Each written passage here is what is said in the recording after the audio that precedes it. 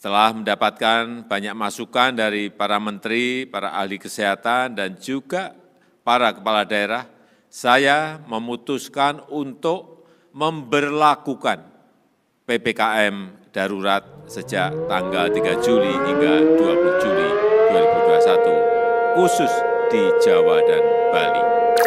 Halo, selamat jam segini guys. Udah pada makan belum? Udah mulai beraktivitas? Atau masih sibuk scroll-scroll sosial media sambil tiduran di kasur? Nah, hari ini kita mau bahas soal PPKM. Apa sih yang kalian pikirin kalau dengar kata PPKM? PPKM adalah pemberlakuan pembatasan kegiatan masyarakat. Mirip-mirip di penjara lah ya. Tujuan diberlakukannya PPKM darurat ini untuk membatasi interaksi, pertemuan antar orang, pertemuan antar kelompok yang diharapkan bisa mengurangi penularan COVID-19. Per hari ini, kasus COVID di Indonesia sudah mencapai 2.950.058 orang. Menurut berita yang tadi saya baca, ternyata PPKM darurat ini diperpanjang sampai tanggal 25 Juli 2021. Jika tren kasus terus mengalami penurunan, maka tanggal 26 Juli 2021 pemerintah akan melakukan pembukaan secara bertahap. Dan sekarang namanya berubah menjadi PPKM level 4. Udah kayak level ayam geprek aja ya pakai level. Diksi darurat atau yang sekarang jadi level 4 menakuti rakyat. Respon sebagian masyarakat pun cenderung negatif. Bahkan ada yang menolak pemberlakuan PPKM level 4 ini. Kenapa bisa gitu ya? Coba kita lihat pemberlakuan PPKM level 4 ini di beberapa daerah. Banyak orang yang terdampak dan tidak mendapatkan kompensasi yang pas dari pemerintah. Sehingga mereka terpaksa bertahan dengan cara apapun yang mereka bisa, berusaha bertahan dari virus dan aturan pemerintah. Secara garis besar, aturan-aturan yang ada di PPKM level 4 ini nggak jauh beda dari aturan PPKM darurat. Yang pertama, pelaksanaan kegiatan belajar mengajar dilakukan secara online. Yang kedua, perusahaan-perusahaan sektor non-esensial wajib memberlakukan 100% bekerja dari rumah atau WFH. Yang ketiga, perusahaan-perusahaan sektor esensial dapat beroperasi dengan kapasitas maksimal 50%.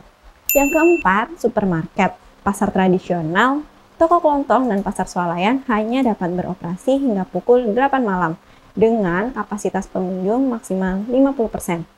Yang kelima, warung makan, rumah makan, kafe, pedagang kaki lima, lapak jajanan hanya menerima delivery atau take away dan tidak menerima makan di tempat. Yang keenam, pusat perbelanjaan atau mall ditutup sementara, kecuali akses untuk restoran, supermarket, dan pasar swalayan.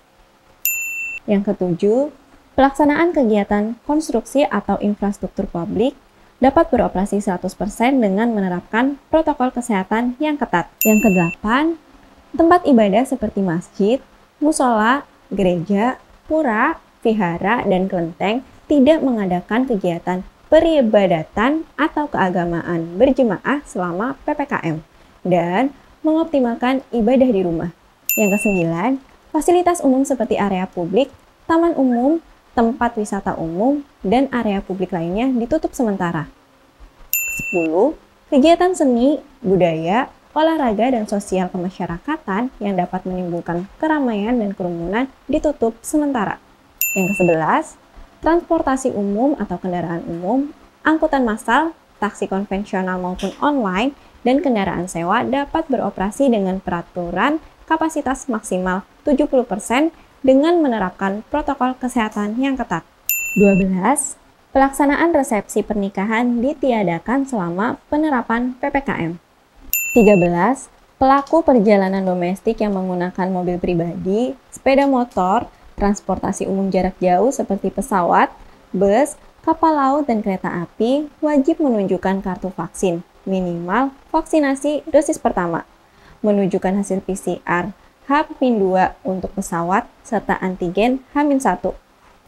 Dan yang terakhir, nomor 14, pelaksanaan PPKM Mikro di RT RW zona merah tetap diberlakukan. Menurut kalian, PPKM level 4 ini bisa efektif nggak sih dalam menurunkan angka kasus positif yang ada di Indonesia? Kerjasama dari kita semua tetap yang paling menentukan, menjaga prokes dan menahan diri untuk tidak berkumpul-kumpul, tidak keluar rumah. Ayo kita bantu pemerintah supaya aturan PPKM level 4 ini bisa berhasil dan kita bisa beraktivitas seperti biasanya. Sampai jumpa di video berikutnya. Jangan lupa subscribe, like, komen, dan share video dari channel cerita kita ini ke teman-teman kalian ya. Bye-bye!